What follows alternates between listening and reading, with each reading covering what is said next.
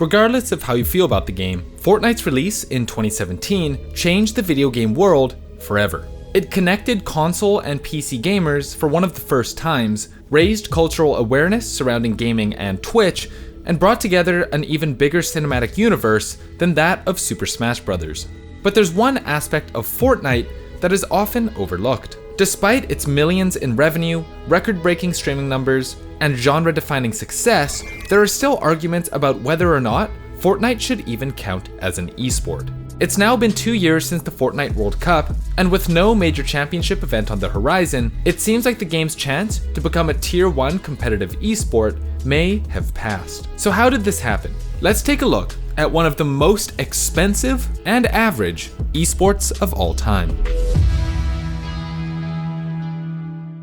By now, most people probably know the story. Epic Games set out to make a story-driven survival game which had a troubled development, so they tacked on a free-to-play battle royale mode that blew up thanks to its accessibility. Their unique take on the BR genre was kid-friendly with tons of skins and soon-to-be TikTok dances, and Fortnite took the world by storm.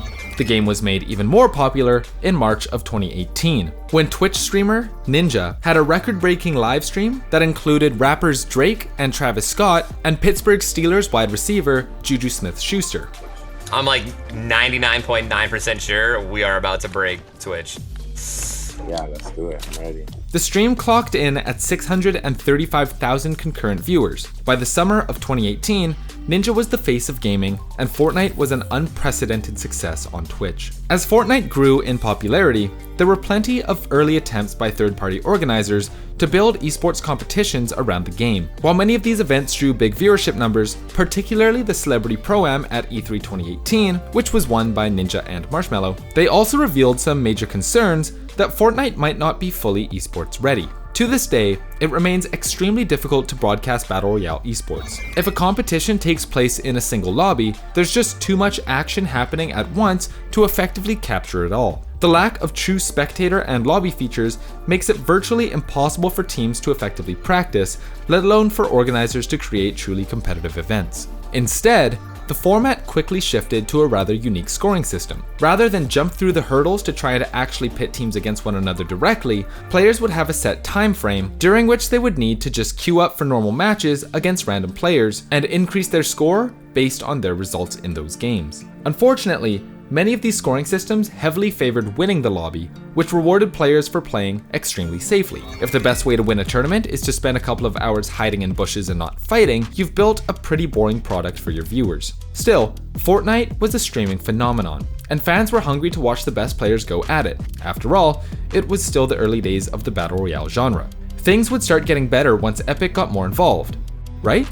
As the competitive scene grew, Epic did plant its flag in the space. The company imposed a limit on third-party tournament prize pools as it began hosting its own events, effectively pushing out competition. If big names had a choice between two tournaments on a Friday, they were going to pick the one with more money up for grabs. While unfortunate for those organizers, this did at least suggest that Epic Games was serious about Fortnite esports. In fact, Epic would prove to be very serious, at least from a financial standpoint. The company announced an unprecedented seasonal prize pool of $100 million, which would be distributed across a multitude of tournaments over the next year, culminating in the 2019 Fortnite World Cup.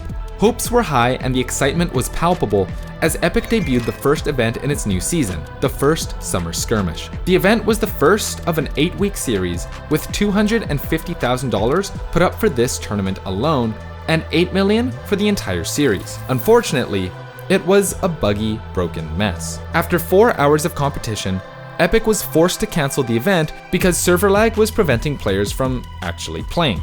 Additionally, this event had a rule set which prioritized wins, meaning that even when players could play, they were encouraged to hide rather than engage in any action. Along with the bugs and server issues, over the next few months, another consistent problem began to emerge. Fortnite was completely unbalanced. The things that made Fortnite fun for casual players were the exact same things that made it an incredibly frustrating esport for top players. The game's design focused on frequent updates with wacky new items that created insane gameplay moments. These new items and weapons created ludicrously unbalanced matches where victory was determined by who happened to spawn near the new broken thing. For instance, Epic released a guided missile which players could control to chase down opponents or carefully target builds. However, top players figured out that you could actually ride on top of the missile, effectively giving you a way to travel the map faster than anyone else. But perhaps the most famous example of Fortnite's imbalance was the Infinity Blade. A weapon so game-breaking, it had to be removed almost immediately. It gave players extreme mobility, could virtually one-shot enemies, and could destroy builds, all while healing the player.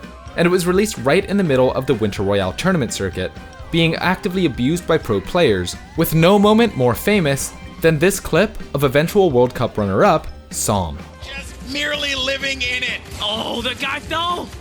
That's They're all number just 11. falling. Because he's creating so much carnage. Here's He's creating so another much one. carnage. He got another one. Bizzle. Keep in mind, this is in the middle of a $1 million tournament. Despite all these issues, the popularity and prize money was simply too much for Fortnite to be denied its place at the esports table. As the game's first competitive season neared its finale, the entire industry turned its eyes to Arthur Ashe Stadium in New York for the Fortnite World Cup. To this day, outside of Dota 2's The International, no single tournament has exceeded the World Cup's historic $30 million prize pool. But ladies and gentlemen, there's no way anyone beats him!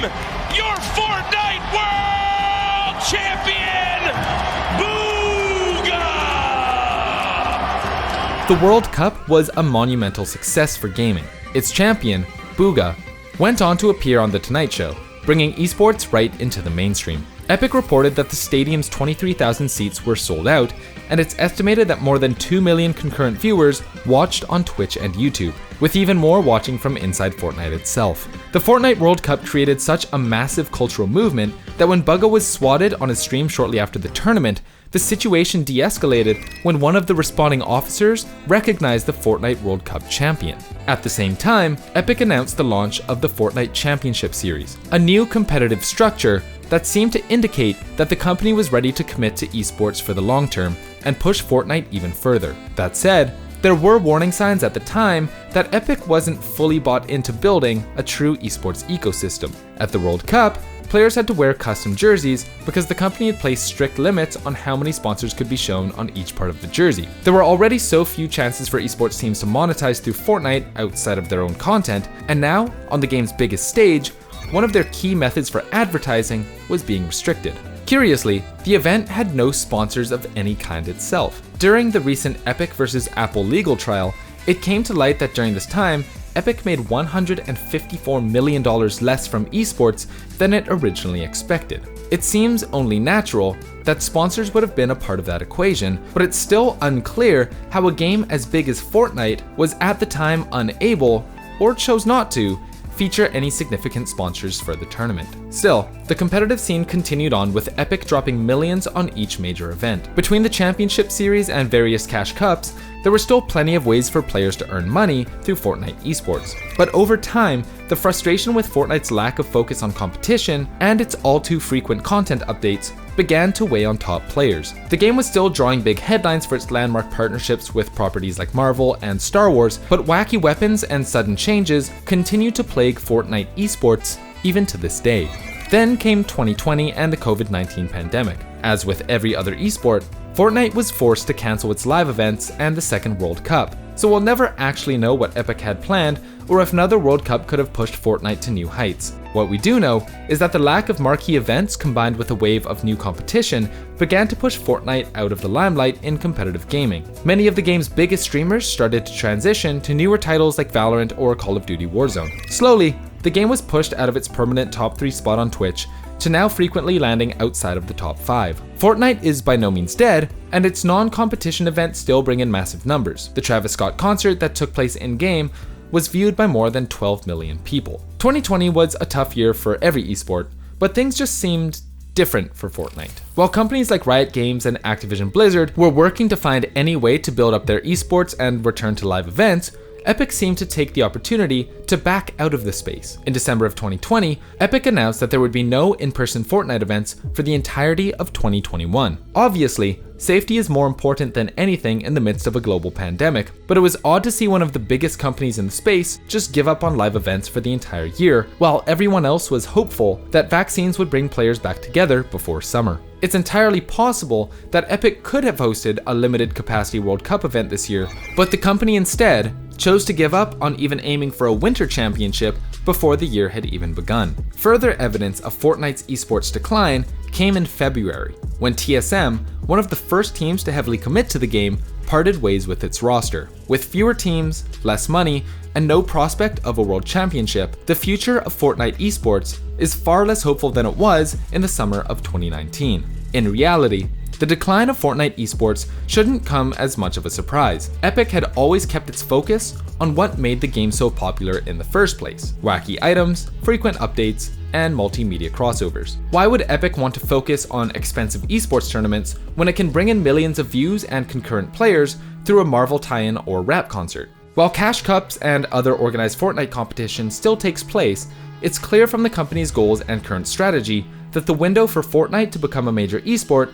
has completely closed. Will we ever see a Fortnite World Cup again? Maybe. But right now, it seems like one of the biggest game studios on the planet is willing to pull out of esports and focus on a more casual audience instead. What are your thoughts on Fortnite esports, or Battle Royale esports as a whole? Is it too difficult to keep track of an entire tournament? Or would a world championship look better if Fortnite used a format similar to what Call of Duty Warzone is doing? Let us know your thoughts in the comments below. This video is made possible thanks to our wonderful patrons.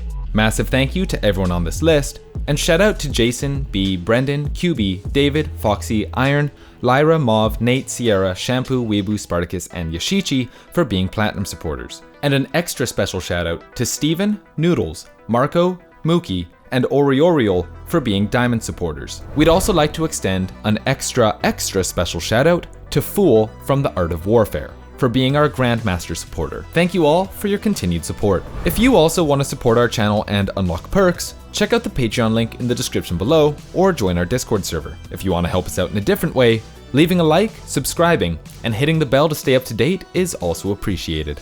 My name is Jonah. Thanks for watching.